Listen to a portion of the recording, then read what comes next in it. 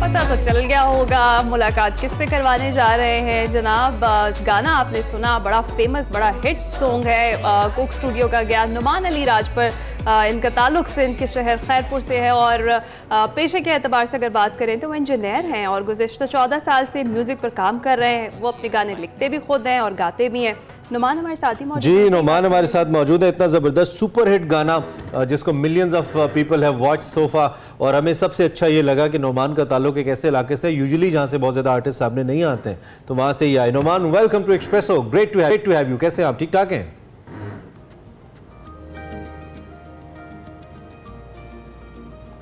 नुमान की आवाज़ जरा हमें भी दीजिए जी, हम तक नुमान की आवाज़ नहीं आ रही। जी Numan, okay, we got you.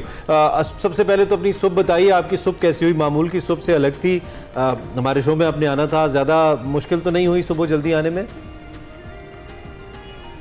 नहीं, मुझे बिल्कुल भी मुश्किल नहीं हुई और मैं बड़ी आसानी से पहुंचा हूं और इस वक्त आपसे गुफ्तगू कर रहा हूं। That's really great यार। एक तो आपका गाना बहुत ज़्यादा हिट हुआ माशाल्लाह, पहला सॉन्ग था और पहले सॉन्ग के ऊपर बड़ा कहते हैं ना कि एंटिसिपेशन होती है कि पहला गाना कैसा आएगा नए सीज़न का, तो उसने वो तवक्कुआत के बिल्कुल ऐन मुताबिक था गाना। लोगों ने बहुत पसंद किया और सिंधी को लोग वैसे ही as a language, as a music language बहुत पसंद करते हैं। आपकी क्या फीलिंग है एज एक सक्सेसफुल गाना देने के बाद? देखिए, to be very honest, as an artist आपको बहुत खुशी होती है जब आप एक इस तरह का गाना जब लेकर आते हैं लोगों के सामने और वो लोग ना सिर्फ उसको पसंद करते हैं लेकिन फिर जिस तरह उन्होंने प्यार दिया इस गाने को, इस गाने की शायरी को, इस गाने की धुन को, ना सिर्फ पाकिस्तान से बट अक्रॉस द ग्लोब जितना प्यार स्टिल अभी तक हमें इस गाने की तरफ से मिल रहा है, that has been something very very special feeling for me as an artist. अरे अच्छा, बिल्कुल ऐसा ही है नुमान के जिसको समझ नहीं भी आ रही है ना, वो भी ये गाना सुन रहा है और बार बार सुन रहा है। इसकी कहानी के बारे में ज़रा बताइएगा। देखिए, ये आपने जो बड़ी चीज़ा की है कि जो नहीं भी समझ पा रहा है वो भी कनेक्ट कर रहा है गाने के साथ, या वो भी गाने के साथ एंजॉय कर रहा है। बेसिकली गाना बड़ा सिंपल सा गाना है जिसकी जो हमने आइडिया जो नरेट किया, जो आइडिया जो हमने लिया एक फोकलोर से लिया, और हम बेसिकली हम लोग कहानियों की वजह से ज़िंदा रहते हैं। हमारी आज हम किसी के लिए कहानी है, हमसे पहले के लोग हमारे लिए कहानी है। अरे वाह। तो एक कहानी इसी तरह हमारी सिंध की फोकलोर उमर मारवी की वो कहानी का छोटा सा वो हिस्सा जिससे हमने आइडिया लिया इस गाने के लिए, परसीव किया कि जिसमें उस वक्त के बादशाह ने मारवी को अपने कैद खाने में ले गया था और वो बज़िद था कि तुम मुझसे शादी करो तो उसके सिले में तुम्हें बादशाह, नौकर, चाकर सब मिलेगा। तो उसने जवाबन कहा था कि मुझे ये कुछ भी नहीं चाहिए बिकॉज इसमें मेरी विल नहीं है। तो वो जो भी शख्स जो अपनी ज़िंदगी के ऐसी सूरत हाल में अपनी विल पर चले और अपनी मर्जी से अपने ख्वाबों की तरफ जाए, तो जब वो लौटेगा तो उसको फिर पूरी खुदाई और सारे लोग और हर चीज़ उसको कहेगी आई आई आई, वो देखो जीत के आई। अरे वाह वाह, ब्यूटीफुल यार। एक तो अच्छा, धुनें तो इसमें बहुत खूबसूरत हैं ही, फिर साउंड इतना रिच है, इतना ज़बरदस्त तरीके से साउंड डिकोर किया गया है पूरे कोक स्टूडियो का, बहुत ही कमाल है, वो तो अपनी जगह है। लेकिन जो सबसे ज़्यादा जो आई कैचिंग है इस दफ़ा वो सेट्स हैं जिनके ऊपर आप लोगों की वीडियोस बनी है। इतने खूबसूरत सेट्स हैं, इतने कॉम्प्लीमेंटिंग हैं टूवर्ड्स द म्यूज़िक या जिस तरह के गाने बनाए गए हैं इसमें। इसको बीइंग आर्टिस्ट आप कैसे देखते हो? जब पहली दफ़ा आप सेट के ऊपर गए, गाने का थीम तो आपको पता था, हाउ वाज द फील, कैसा था overall? To be very honest, मैं बहुत ज़्यादा एक्साइटेड था और मैं बहुत ज़्यादा अनइन्फॉर्म्ड था अबाउट द सेट। मैं एक्सपेक्ट नहीं कर रहा था कि हमारा सेट ऐसा होगा, because at the moment when I went to the set मैं like I was blown away, because at the same time अगर आप पूरे गाने को देखेंगे तो हमारी परफॉर्मेंसेस में मोस्ट प्रोबेबली आपको नहीं लगेगा कि we are faking it, okay.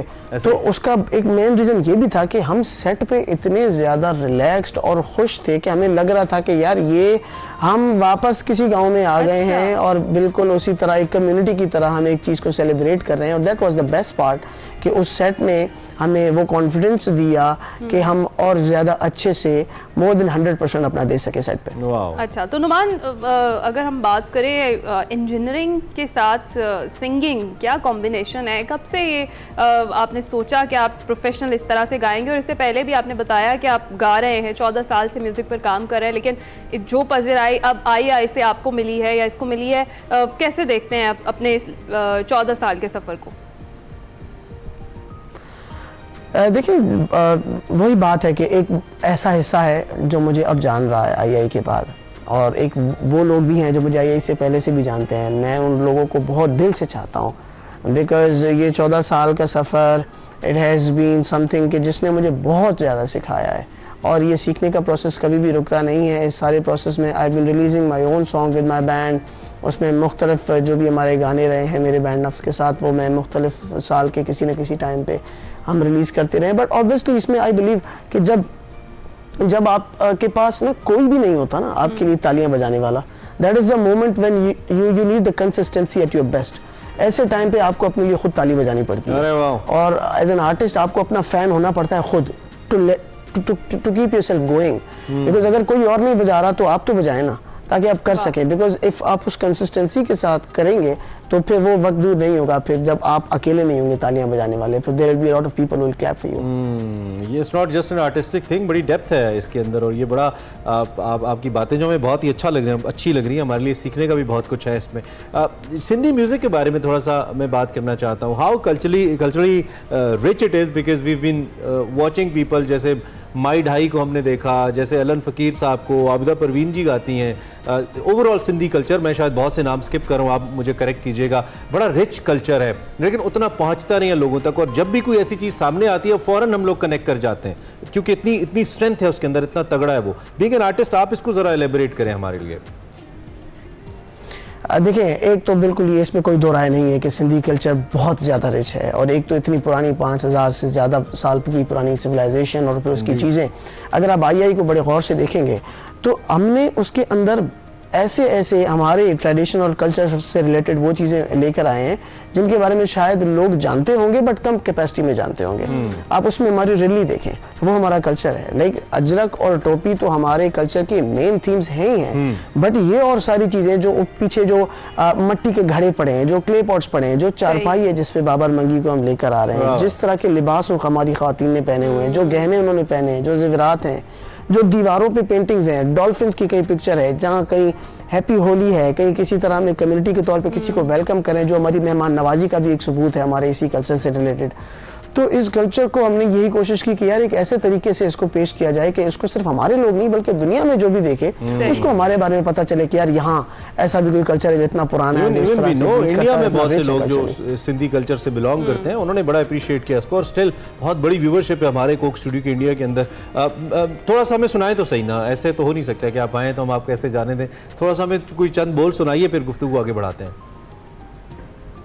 ज़रूर, मैं आपको सुनाता हूँ। तुझे हालत सवालते गाल छक जे, गॾु सफ़र में जो मां हुजां त ॿियो नाल छा कजे, ख़्वाबनि खे वकोड़ियो अथई, पाणीअ खे ॿोड़ियो अथई, तोखे ईअं मोटंदे ॾिसी चए थी सारी खुदाई, आई आई आई आई आई आई Oh my God. हू ॾिसो खटे आई आई आई आई आई आई आई आई आई आई आई आई हू ॾिसो खटे आई आई आई आई आई आई। ओहो, इतनी हाई स्केल पे आप इतना सुबह सुबह कैसे गा रहे हैं? That's very nice, impressive. Very nice. अच्छा नुमान, जिस तरह से अभी हम बात कर रहे थे इस गाने से पहले कि सिंधी कल्चर जो है उसको बड़े खूबसूरत तरीके से दिखाया गया है, इसका कितना क्रेडिट कोक स्टूडियो को आप देंगे? किस तरीके से आपको सामने लेकर आना, आपकी ये भी बताइएगा कि जुल्फ़िकार जब्बार जुल्फ़ी साहब से आपकी मुलाकात जो है वो कब हुई थी और कब ये डिसाइड हुआ आई के बारे में, इसका सफ़र भी, और ये भी कि कोक स्टूडियो कितनी दाद का मुस्तहिक है कि वो इस तरीके से ये कल्चर जो है उसको पूरे तरीके से सामने लेकर भी आ रहा है।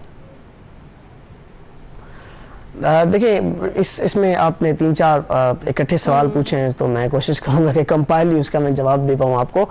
मेरी जो पहली बार मुलाकात हुई थी जुल्फी भाई से, वो हुई थी जब हम सेट पे आए थे रिहर्सल्स के लिए लाहौर में। उससे पहले हमारी जितनी भी करस्पॉन्डेंस रही, कम्युनिकेशन रही, वो वाया फ़ोन रही, जिसमें हम आइडिया शेयर करते थे और जिसमें डिफरेंट चीज़ें मेरे पास एज अ टास्क होती थी, जिन पे मैं whether it was song writing और या फिर उसी पोर्शन की कंपोजिशन थी, वो फिर चीज़ें मैं बनाकर भेजता था जुल्फी भाई को, फिर उनसे उनका फीडबैक लेता था, फिर उसमें जो भी चीज़ें हमें लगती थी कि यार ये और बेहतर हो सकती है तो हम उसको बेहतर बनाते थे। रही बात इस पोर्शन की कि क्या उनका क्रेडिट रहेगा, टू बी वेरी ऑनेस्ट मैं जिस तरह आपको बताऊं कि ये जो लिरिक्स राइटिंग का, कंपोजिंग का ये जो पार्ट रहा है एज एन आर्टिस्ट, चले इसमें तो हमने कोलैबोरेटिवली हमने अपना अपना पार्ट भी प्ले किया, जिसमें जुल्फी भाई भी थे और अब्दुल्ला भी था, जो हमने उसमें चीज़ें देखी। But coming back to the set, उसकी प्रेजेंटेशन, उसमें कल्चर की representation, that was totally from their side. I was not expecting this. इतना इंस्पायरिंग है, ये दिल करता है इस पे और बात करें, लेकिन आपको पता है कि वक्त की लिमिट हमें रोक देती है और हमें रुकना पड़ता है। आपसे बात करके बहुत अच्छा लगा, एज एन आर्टिस्ट तो अच्छा लगा ही, लेकिन the way you talk it's really impressive. और इंशाल्लाह जब भी आप लाहौर आए, आप हमारे मेहमान होंगे, ज़रूर हमारे पास स्टूडियोज़ में तशरीफ लाइएगा आपसे, ताकि और गपशप लगे। और best of luck for your future as well, और अच्छा अच्छा नया लेके आइए, रुकिएगा नहीं, ताकि हमें अच्छा अच्छा म्यूजिक मिलता रहे और हम सिंधी कल्चर से और आगाह होते रहें और हमें मज़ा आता रहे। Thank you very much. This is Noman with us, Coke studio के पहले गाने के हीरो, पहले गाने के टॉप वोकलिस्ट, और उनसे हमने बात की। आई होप आपको अच्छा लगा होगा।